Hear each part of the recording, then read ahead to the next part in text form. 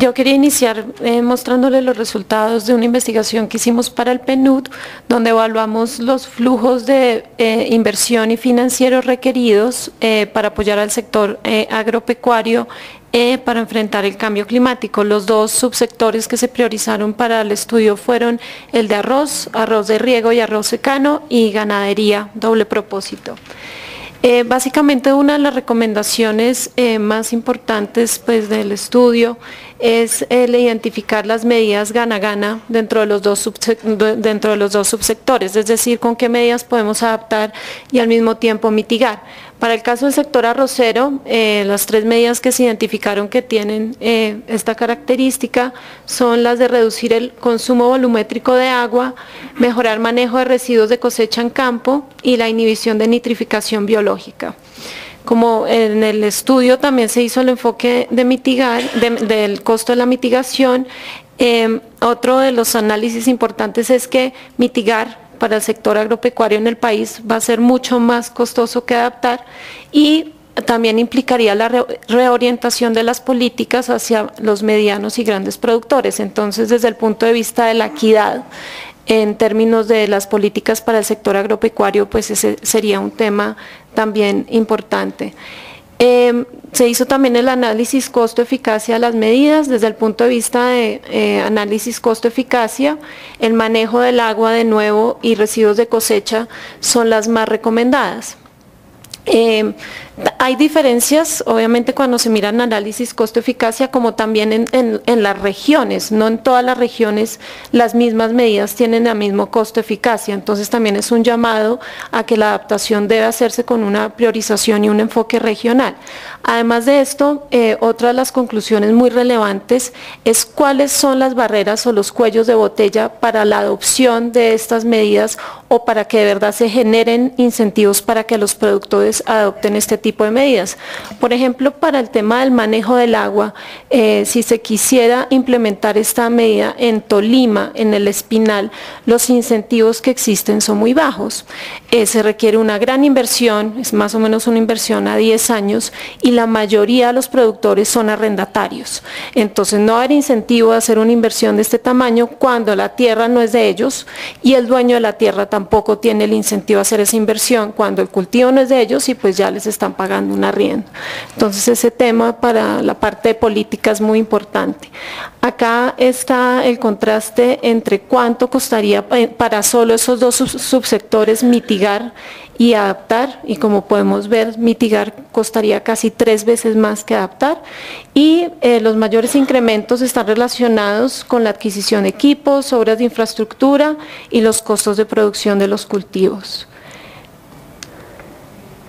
Esta parte también es muy importante de priorización de los sectores, la estimación de pérdidas económicas para priorización de adaptación. Ayer Carolina Urrutia hablaba de la adaptación como una estrategia de competitividad. Yo metí esto ayer después de la presentación de ella acá abajo, que está dañado el pointer de este cosito, pero realmente este tipo de análisis en los subsectores de la agricultura del país son muy importantes porque nos permiten priorizar y ver realmente cuáles son las pérdidas económicas estimadas, por ejemplo, para arroz, pérdidas económicas anuales máximas, y podemos ver cuál es el riego, el arroz de riego sería el más afectado, en qué semestre del año encontraríamos las mayores pérdidas, y en un contexto, en una coyuntura actual de TLC, también se puede dar esta mirada en temas de adaptación como estrategia de competitividad, como mencionaba ayer Carolina.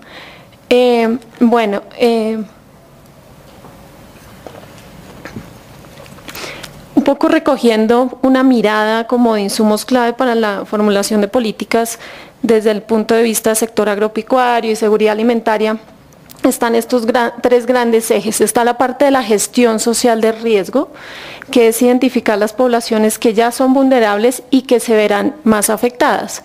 Entonces esto incrementando inequidad y además afectando el alcance o el de los compromisos con los objetivos de desarrollo del milenio. Basado en muchos análisis que hemos hecho. Más adelante les voy a mostrar un mapa muy interesante, pero también hemos encontrado en nuestros estudios que los cultivos de pancoger tienen mucha mayor sensibilidad frente al cambio climático que los cultivos anuales y que los cultivos comerciales e industriales. Entonces hay una directa relación con esas poblaciones más vulnerables. El otro eje estratégico, gestión ambiental sostenible, como lo mencionaba Anton, es la posible expansión de la frontera agrícola y presión sobre áreas protegidas. También les voy a mostrar un ejemplo sobre eso. Claramente lo que se ve con el cultivo de la papa, el café, pero también está la otra mirada de qué podemos hacer. Juan Pablo ya dio unos ejemplos sobre la parte de los sistemas silvopastoriles y también hemos estado pues haciendo mucho trabajo desde el CIAT con la parte de paisajes ecoeficientes. La gestión productiva. Digamos que en términos de sostenibilidad, integrando todas estas variables, se pueden buscar ecorregiones donde hay mayor productividad y calidad de los cultivos e identificar las prácticas y el manejo que está detrás de esos resultados.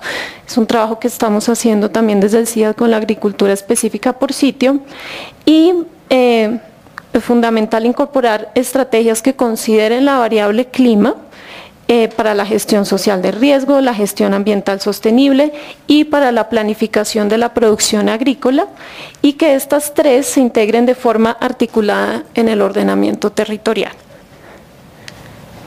Bueno, como para empezar un poco un análisis de la parte ambiental, desde la mirada ambiental, ¿qué representa el aumento de 2 grados? Ese cambio de 2.2 grados equivale a una diferencia altitudinal de 440 metros.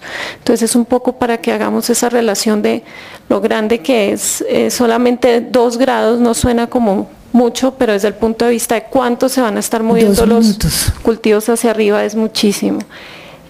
Bueno, yo creo que puedo saltar esta, me toca pasar. Bueno, mirando cuáles áreas protegidas tendrán mayor presión en el futuro, hicimos unos análisis con cultivo de maíz, yuca, frijol y plátano, e identificamos las zonas protegidas que en este momento van a ganar aptitud climática para esos cultivos. Como podemos ver acá, están algunos parques como Chingá, Iguaque, Sumapaz.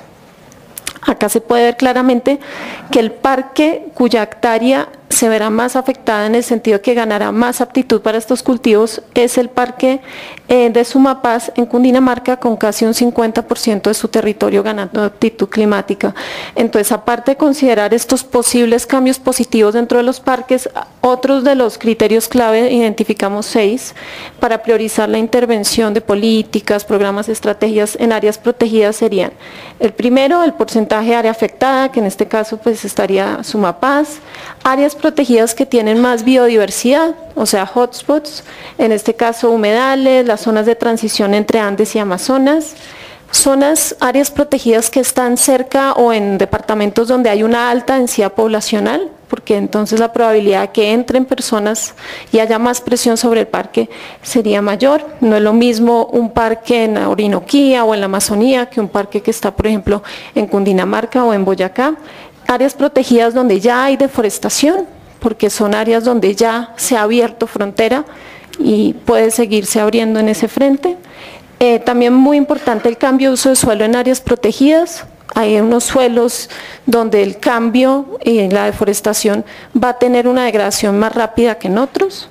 Y áreas protegidas con áreas prioritarias de conservación para la provisión de servicios ambientales hidrológicos.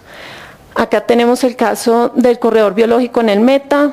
Esto es un monitoreo de deforestación que nosotros hacemos con imágenes satelitales de MODIS cada 16 días con una resolución de 250 metros que muestra cómo la deforestación, los puntos rojitos anaranjados son más o menos del 2008 al 2011, cómo la deforestación ya está entrando en las zonas de amortiguación, inclusive dentro de los parques.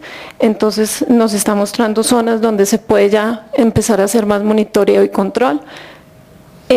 Existen mapas, esto es de una fuente IABIN, que es de la OEA, de biodiversidad, donde se puede mapear dónde está la mayor diversidad de plantas, de pájaros, de reptiles, y hacer así la priorización que mencionaba sobre biodiversidad. Este es el trabajo que hacemos también desde el CIAD en la parte de modelación de cuencas hidrográficas. Lo que ustedes ven ahí en azul oscuro es la zona de la cuenca que tiene una mayor producción de agua o contribución en el caudal de la cuenca.